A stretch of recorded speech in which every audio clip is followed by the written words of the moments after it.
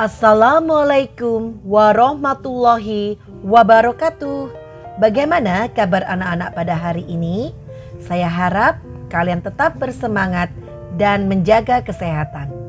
Anak-anak, pada hari ini kita akan belajar pembelajaran jarak jauh tematik kelas 4, tema 6, subtema 1, muatan IPS. Dengan judul menjelaskan manfaat sumber daya alam yang tidak dapat diperbarui dan manfaat sumber daya alam hayati dan non-hayati di lingkungan sekitar. Bersama saya, Ustadzah Eva Gloriawati, SH SPD di SD Al-Ikhlas tercinta. Manfaat sumber daya alam yang tidak dapat diperbarui. Indonesia memiliki wilayah yang sangat luas dengan kondisi alam yang berbeda-beda. Perbedaan lingkungan alam tersebut menyebabkan perbedaan kegiatan penduduk dan sumber daya alam yang ada. Sumber daya alam merupakan kekayaan alam yang memiliki peranan penting dalam kehidupan makhluk hidup. Pada dasarnya, sumber daya alam terbagi dua, yaitu sumber daya alam yang dapat diperbarui dan sumber daya alam yang tidak dapat diperbarui. 1. Sumber daya alam yang dapat diperbarui. Sumber daya alam yang dapat diperbarui adalah sumber daya alam yang dapat dihasilkan kembali dalam waktu yang tidak lama. Contoh, SDA yang dapat diperbarui antara lain hewan, tumbuhan, air, udara, tanah, sinar matahari, dan angin. 2. SDA yang tidak dapat diperbarui. SDA yang tidak dapat diperbarui adalah SDA yang dapat habis atau punah jika terus-menerus digunakan. Proses pembuatan kembali SDA ini memerlukan waktu yang lama. Berikut adalah tabel SDA yang tidak dapat diperbarui dan pemanfaatannya. 1. Minyak bumi. Digunakan sebagai BBM atau bensin, minyak tanah, aftur, dan lilin. 2.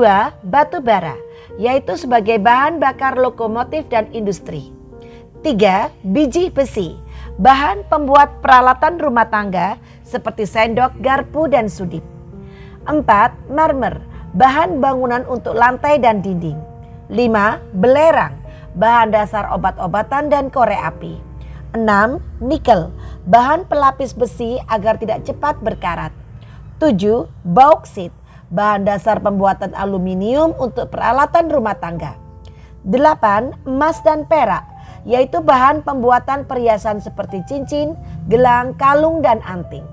9. Gas alam, yaitu bahan bakar untuk kompor gas. Dan 10. Pasir kuarsa, yaitu bahan dasar pembuatan benda pecah belah, yaitu kaca dan gelas.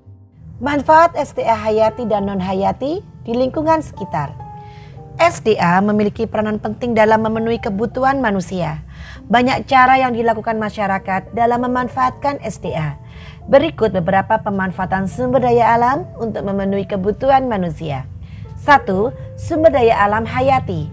SDA hayati adalah SDA yang berasal dari makhluk hidup. SDA hayati bisa berasal dari tumbuhan maupun hewan. A. Pertanian. Manusia memanfaatkan hasil pertanian untuk diolah menjadi berbagai jenis makanan. Padi, jagung, sagu, dan ketela dimanfaatkan sebagai makanan pokok. Kedelai dimanfaatkan sebagai bahan pembuatan tempe, tahu, dan kecap. Sayur-sayuran dan buah-buahan dimanfaatkan untuk bahan makanan dan minuman. B. Perkebunan. Tanaman perkebunan dimanfaatkan manusia untuk memenuhi berbagai kebutuhan.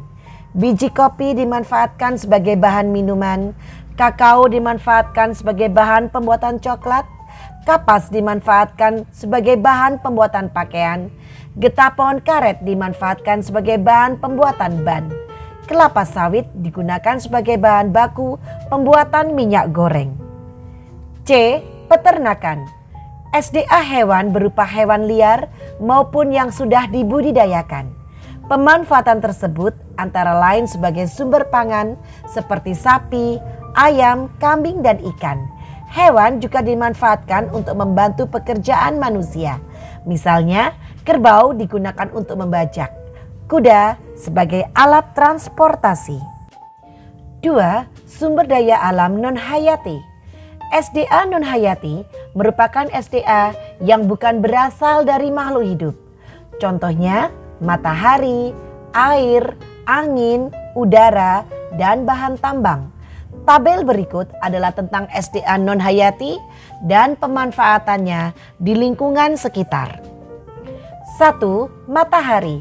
Pemanfaatan untuk menjemur pakaian, industri pembuatan kerupuk, dan pembangkit listrik tenaga surya. 2. Air. Digunakan untuk memasak, minum, mencuci, mandi, sumber pembangkit listrik atau pembangkit listrik tenaga air, perikanan, irigasi, juga untuk keperluan industri, makanan dan minuman. 3. Angin. Sebagai pembangkit listrik, negara yang telah memanfaatkan angin sebagai sumber energi listrik adalah Belanda. 4. Tanah. Sebagai lahan pemukiman, lahan pertanian, serta sebagai tempat untuk menyerap dan menyimpan air hujan. Selain itu, ada jenis tanah yang dimanfaatkan untuk bahan membuat gerabah ataupun bahan bangunan, yaitu tanah liat. 5. Hasil tambang. Bahan dasar infrastruktur, yaitu aspal. BBM, yaitu aftur, bensin dan solar.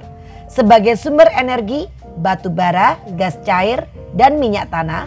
Serta sebagai perhiasan, emas, perak, berlian. Alhamdulillah anak-anak, kita sampai pada akhir pembelajaran. Ustazah Eva harap kalian tetap bersemangat, baik belajar di rumah maupun dalam program Sinau Bareng. Thanks for watching, see you next. Wassalamualaikum warahmatullahi wabarakatuh.